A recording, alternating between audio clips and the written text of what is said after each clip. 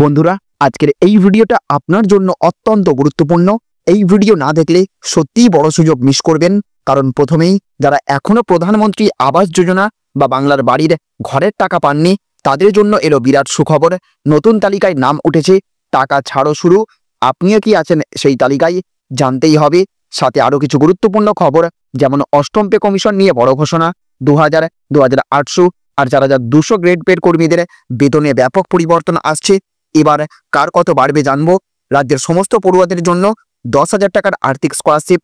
Pan কার্ডের নতুন নিয়ম 1 জুলাই থেকে চালু হচ্ছে। জানলে বাঁচবেন, না জানলে হতে পারে বড় বিপদ।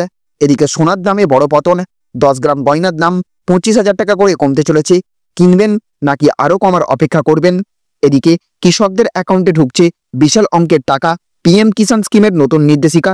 এত সব গুরুত্বপূর্ণ তথ্য একসাথে এই ভিডিওতে পাচ্ছেন, তাই বিন্দুমাত্র স্কিপ না করে শেষ পর্যন্ত ভিডিওটি দেখবেন। আর ভিডিওটা যদি ভালো লাগে একটা লাইক দিয়ে দেবেন, বন্ধুদের সঙ্গে শেয়ার করবেন যাতে তারাও জানে। আর যারা এখনো সাবস্ক্রাইব করেননি, অবিলম্বে সাবস্ক্রাইব করে ফেলুন। এমন দরকারি আপডেট প্রতিদিন পেতে কমেন্ট করে অবশ্যই জানাবেন আপনার কাছে আজকের কোন আপডেটটা সবচেয়ে গুরুত্বপূর্ণ, আবাস যোজনা, পে কমিশন নাকি কৃষকদের বড় সুখবর। তো দেখুন, আজ প্রথম খবর উঠে আসছে, প্রধানমন্ত্রী আবাস যোজনা এবং বাংলার বাড়ি প্রকল্পের টাকা দেওয়া শুরু হলো। কারা কারা টাকা পাবেন জানুন। তো বর্ষা শুরু হওয়ার আগেই আবাস যোজনা বাংলার বাড়ি প্রকল্পের মাধ্যমে পশ্চিমবঙ্গ রাজ্যের গৃহহীন মানুষের মাথার ওপরে ছাদ তৈরির নির্দেশ দিল নবান্ন। বাংলার বাড়ি প্রকল্পে ইতিমধ্যেই 12 লক্ষ উপভোক্তার মধ্যে 9 লক্ষ উপভোক্তার ব্যাংক অ্যাকাউন্টে পৌঁছে গিয়েছে আর্থিক সহায়তা। বাকি 3 লক্ষ উপভোক্তাকেও যত তাড়াতাড়ি সম্ভব বাড়ি তৈরির টাকা অর্থাৎ দ্বিতীয় কিস্তির 60,000 টাকা পাঠিয়ে দেওয়ার নির্দেশ দেওয়া হলো।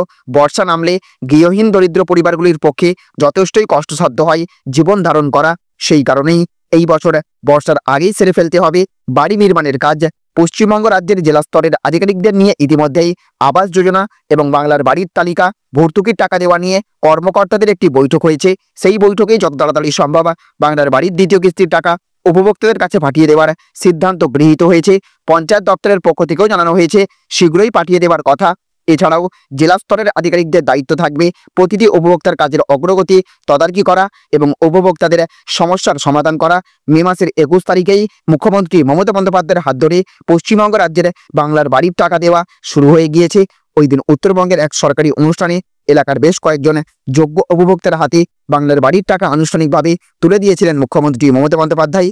যদিও এক্ষেত্রে প্রথম কিস্তির টাকা পাওয়ার পর লিনটেল পর্যন্ত বাড়ি নির্মাণের কাজ সম্পূর্ণ করলে তবেই পাওয়া যাবে দ্বিতীয় কিস্তির টাকা।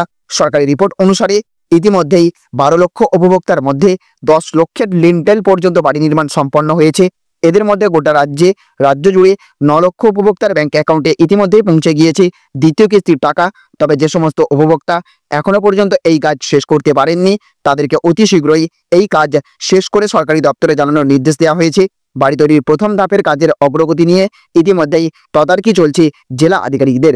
এছাড়া দেখুন, আজ আরও একটি বড় খবর উঠে আসছে, অষ্টম বেতন কমিশন ভাগ্য ফেরাবে।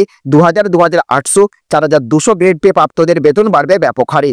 তো কেন্দ্রীয় সরকারি কর্মচারী এবং পেনশনভোগীদের জন্য একটি বড় সুখবর এসেছে। প্রধানমন্ত্রী নরেন্দ্র মোদীর নেতৃত্বাধীন সরকার অষ্টম বেতন কমিশনকে সবুজ সংকেত দিয়েছে, যার অধীনে 2026 সালের 1 জানুয়ারি থেকে নতুন বেতন কাঠামো কার্যকর হবে।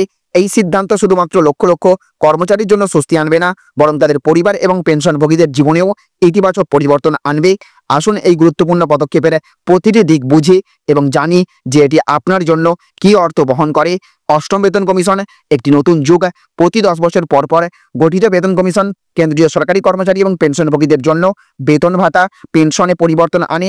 সপ্তম বেতন কমিশন 2025 সালের 31 ডিসেম্বর পর্যন্ত কার্যকর থাকবে, যার পর অষ্টম বেতন কমিশন তার স্থান নেবে। সরকারের প্রস্তুতি শুরু করে দিয়েছে এবং কর্মচারী সংগঠনগুলির সাথে মিলে প্রস্তাব চূড়ান্ত করা হচ্ছে। মনে করা হচ্ছে যে মন্ত্রিসভার অনুমোদনের পর এই পরিকল্পনা 2026 সালের 1 জানুয়ারি থেকে কার্যকর হবে এবং কর্মচারীরা এরিয়ারের সুবিধাও পাবেন। অষ্টম বেতন কমিশন ফিক্সেশন ফ্যাক্টর 2.86 নির্ধারণ করেছে, যার সরাসরি অর্থ হলো কেন্দ্রীয় কর্মচারীদের বেতনে বড় উল্লম্ফন আসবে। এটি কেবল তাদের আর্থিক অবস্থাকে মজবুত করবে না, বরং ক্রমবর্ধমান মুদ্রাস্ফীতির সময়েও স্বস্তি দেবে। উদাহরণস্বরূপ, লেভেল 3-এ বর্তমান বেতনে 45,600 টাকা, যেখানে 17,389 টাকা পর্যন্ত বৃদ্ধি হতে পারে। অন্যদিকে লেভেল 6-এ 9,37,000 টাকার বেতনে 26,292 টাকা বৃদ্ধি হবে। প্রতিটি গ্রেডেই বেতন বৃদ্ধির লক্ষ্য কর্মচারীদের জীবনযাত্রার মান উন্নত করা। একই সাথে দেখুন আজ আরও একটি বড় খবর উঠে আসছে, ধপাস করে পড়বে সোনার দাম, 10 গ্রাম গোল্ডের রেটে 25,000-এরও বেশি পতন। তো সোনার দামে ক্রমাগত ওঠানামা চলছে, লাগাতার বৃদ্ধির পর সোনার দামে ধাক্কা লেগেছে। এই ধাক্কাটা ছোটখাটো নয়, বেশ বড়সড়, আর এটা তো কেবল শুরু, সামনে আরো বড় ধাক্কা আসতে চলেছে। সোনার দাম ধপাস করে পড়ে যাবে, সোনার দাম 25,000-এরও বেশি কমে যাবে। সোনার দামে লাগাতার বৃদ্ধির পর এখন তীব্র পতনের পালা শুরু হয়েছে। সোনার দাম আবারও কমে গেছে। সোনার দাম কমাই সাধারণ গ্রাহকরা লাভবান হয়েছেন, তবে বিনিয়োগকারীদের সোনার ব্যাপারে চিন্তা বাড়তে চলেছে। সোনা তার সর্বোচ্চ দাম থেকে অনেকটাই নিচে নেমে এসেছে। এবার সোনায় তীব্র পতন আসবে। সোনার দাম এখন তার সর্বোচ্চ পর্যায়ে চলছে। সোনার দামে এবার বড়সড় পতন আসতে চলেছে। এই নিয়ে সিটি রিসার্চের একটি রিপোর্ট প্রকাশিত হয়েছে। সোনার গতি কমতে চলেছে, বিনিয়োগ সোনার চাহিদা কমবে। আগামী 1 থেকে 2 মাসে সোনার দাম 10% এবং 1 বছরে প্রায় 30% কমে যাবে। এছাড়া দেখুন আজ আরও একটি বড় খবর উঠে আসছে, 1 জুলাই থেকে বদলে যাচ্ছে প্যান কার্ডের এই নিয়ম। সরকারের এই নির্দেশ না জানলে ভুগতে হবে। তো 1 জুলাই থেকে নতুন নিয়ম চালু, আবশ্যিক আধার কার্ড প্যান কার্ড সংক্রান্ত একটি গুরুত্বপূর্ণ পরিবর্তন আনতে চলেছে ভারত সরকার। 1 জুলাই 2025 থেকে নতুন নিয়ম অনুযায়ী প্যান কার্ডের জন্য আবেদন করতে গেলে আধার কার্ড থাকা বাধ্যতামূলক। সরকারের এই সিদ্ধান্ত কর ব্যবস্থাকে আরো শক্তিশালী করা এবং জালিয়াতি রোধ করার উদ্দেশ্যে নেওয়া হয়েছে। যেখানে নতুন নিয়মে বলছে, যাদের এখনো আধার কার্ড নেই তাদের দ্রুত আধার কার্ড তৈরি করাতে হবে, না হলে তারা প্যান কার্ডের জন্য আবেদন করতে পারবেন না। সরকার মনে করছে এই নিয়ম চালুর ফলে ট্যাক্স ফাঁকি রোধে সহায়তা হবে এবং করদাতাদের পরিচয় নির্ধারণ আরো নির্ভুলভাবে করা যাবে। শুধু নতুন আবেদনকারীদেরই নয়, যে সকল নাগরিকের ইতিমধ্যে প্যান কার্ড রয়েছে তাদেরকেও 31 ডিসেম্বর 2025-এর মধ্যে আধার কার্ডের সঙ্গে প্যান কার্ড লিঙ্ক করা দেওয়া হবে। এই সময়সীমার মধ্যে যদি আধার লিঙ্ক না করা হয় তবে 2026 সালের 1 জানুয়ারি থেকে সেই প্যান কার্ড নিষ্ক্রিয় হয়ে যাবে। এই নিয়মটি চালু করা হয়েছে কারণ আয়কর দপ্তরের অনুসন্ধানে দেখা গেছে অনেকে একাধিক প্যান কার্ড ব্যবহার করছেন অথবা অন্যের প্যান কার্ড ব্যবহার করে জিএসটি এবং কর ফাঁকি দিচ্ছেন। একই সাথে দেখুন আজ আরও একটি বড় খবর উঠে আসছে, কৃষকদের অ্যাকাউন্টে আসছে বিশাল অঙ্কের টাকা, মালামাল হবেন কৃষকেরা। আসছে পিএম কিষাণ সম্মান নিধির 20তম কিস্তি। তো দেশের কোটি কোটি কৃষকের জন্য সুখবর, প্রধানমন্ত্রী কিষাণ সম্মান নিধির 20তম কিস্তি কৃষকদের ব্যাংক অ্যাকাউন্টে জমা হতে পারে। সূত্রের খবর, প্রধানমন্ত্রী নরেন্দ্র মোদী স্বয়ং এই অর্থ কৃষকদের অ্যাকাউন্টে প্রকাশ করবেন। এর আগে গত 24শে ফেব্রুয়ারি বিহারের ভাগলপুরে কৃষকদের সম্মান নিধির 19তম কিস্তি জারি করা হয়েছিল, যেখানে প্রায় 9,80,00,000 কৃষককে 22,000 কোটি টাকার সুবিধা দেওয়া হয়েছিল। এই প্রকল্পের অধীনে কৃষকদের প্রতি বছর 3টি কিস্তিতে মোট 6,000 টাকা আর্থিক সহায়তা দেওয়া হয়। 20তম কিস্তির সুবিধা যাতে কোনো কৃষক বাদ না পড়েন তার জন্য মে মাসে নো ইয়োর কাস্টমার অর্থাৎ কেওয়াইসি অভিযান চালানো হয়েছিল, যা 31শে মে পর্যন্ত চলে। আপনার নাম সুবিধাভোগী তালিকায় আছে কিনা তা যাচাই করতে আপনি পিএম কিষাণ যোজনার অফিসিয়াল পোর্টালে গিয়ে বেনিফিশিয়ারি লিস্ট অপশনে আপনার রাজ্য, জেলা, উপজেলা, ব্লক এবং গ্রাম নির্বাচন করে দেখতে পারবেন। একই সাথে দেখুন আজ আরও একটি বড় খবর উঠে আসছে, নবান্ন স্কলারশিপ 2025 আবেদন পদ্ধতি, যোগ্যতা এবং প্রয়োজনীয় নথি জানুন। তো মুখ্যমন্ত্রী Mamata Bandyopadhyay chief ministers relief fund থেকে রাজ্যের পড়ুয়াদের স্কলারশিপ প্রদান করে থাকে, যার নাম নবান্ন স্কলারশিপ কিংবা উত্তরকন্যা স্কলারশিপ। এই স্কলারশিপ আগে অফলাইনে আবেদন করতে হতো, বর্তমানে শিক্ষার্থীরা অনলাইনে নবান্ন স্কলারশিপে অনলাইনে আবেদন জানাতে পারে। স্কলারশিপের পরিমাণ বাৎসরিক 10,000 টাকা করে।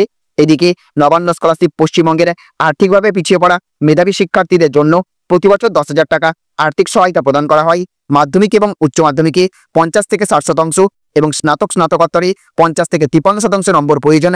পরিবারের আর বার্ষিক আয় 1,20,000 টাকার মধ্যে হতে হবে। অনলাইনে আবেদন করতে হয় চিফ মিনিস্টার্স রিলিফ ফান্ড ওয়েবসাইটে। আবেদনের জন্য আধার কার্ড, মার্কশিট, ব্যাংক বিবরণ ইত্যাদি নথি প্রয়োজন। পশ্চিমবঙ্গের আর্থিকভাবে পিছিয়ে পড়া পরিবারের মেধাবী শিক্ষার্থীকে উচ্চশিক্ষায় শিক্ষিত করার লক্ষ্যে মুখ্যমন্ত্রী মমতা বন্দ্যোপাধ্যায় নবান্ন স্কলারশিপ চালু করেন। নবান্ন স্কলারশিপের মাধ্যমে শিক্ষার্থীরা প্রতি বছর 10,000 টাকা করে পেয়ে থাকে।